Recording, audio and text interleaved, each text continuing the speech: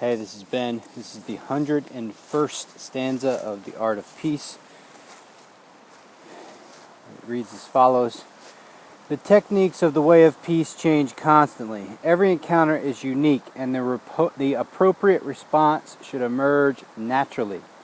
Today's technique will be different tomorrow. Do not get caught up with the form and appearance of a challenge. The art of peace has no form. It is the study of the spirit.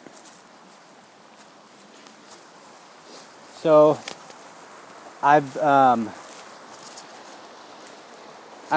been focusing much of my energy on the art of peace on myself.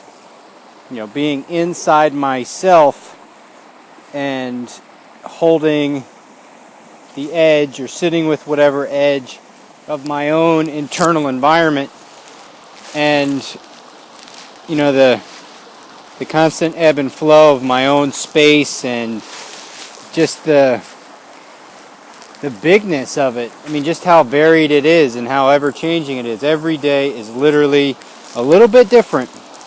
It's like this stream that you always hear in the background, or that you often hear in the background. Every time I come, it's a little bit different. Same stream, but every time I come, it's a little bit different. And every time I bring students here, the training is a little bit different. And so, I've been watching the experience from my own kind of vantage point. But today, what really stuck out for me was not just holding my own internal space and sitting with what I was feeling myself, but holding space for someone else as well. Part of the beauty of the study is that I don't have to hold on to a particular form and apply the same form to everything. And the reason is that the form is presence, and so there's no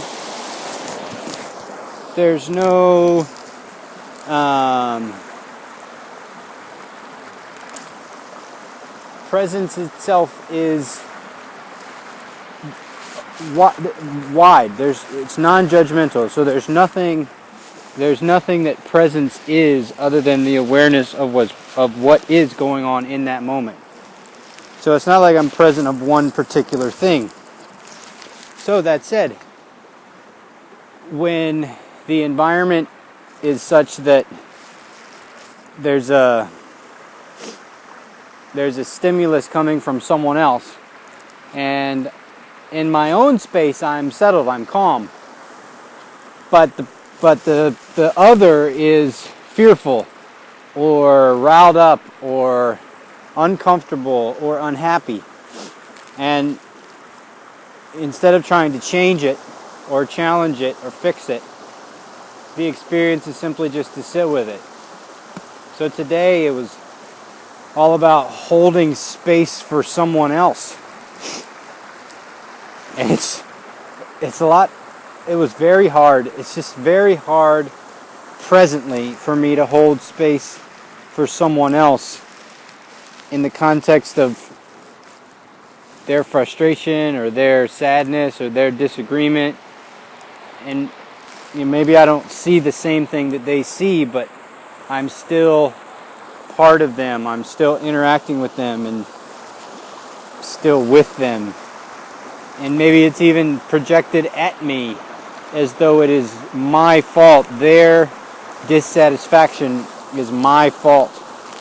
And so the experience of sitting with that and not lashing out or getting angry or telling the other off, and essentially just sitting with their fear and the fact that there is no figuring it out, there is no getting it done. But if they don't study the practice, if they don't know that, if being present isn't what they understand life to be, then the situation is really difficult. I gotta sit with their frustration. Boy, I gotta sit with their dissatisfaction. And all that is being brought up inside of me, and can I just be with that? I've never done it before. I've never been good at sitting with it before. But today I kind of did. It's just I'd never thought about it like that. I never thought about holding space for someone else's fear. It seems kind of burdensome. Like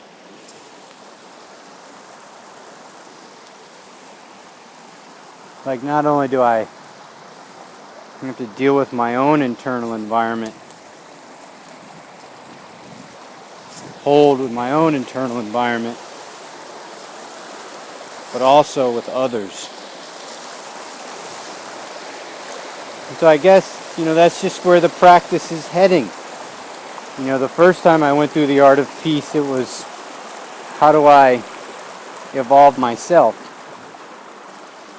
in the context of my own internal spaces? And now it's like the path has presented me to the world as someone who can hold enough space for others.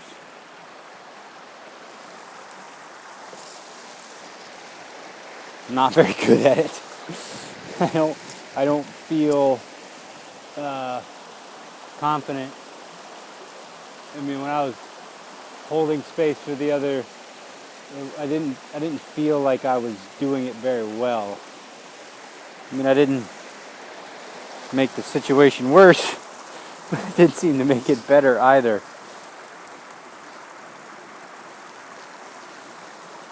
And so, looked at in the context of the practice, this is what the stanza, for me, this is what the stanza 100 is all about. This difficult practice encircles heaven. And so I've been thinking about holding this space and wondering what it even means to become good at holding space for others. I guess that's what leadership is. It just feels heavy.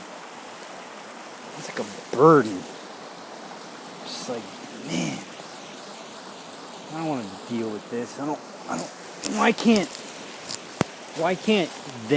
can't you figure your shit out? Why do I have to hold this space?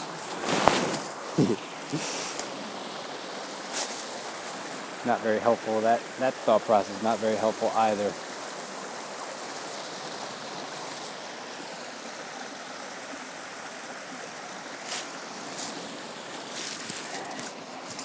Ever evolving, ever changing. And I remember I can think back to the stanzas way back in the beginning where I said, if you think you've got it figured out in any way, shape, or form, you're fucked. And that's the truth.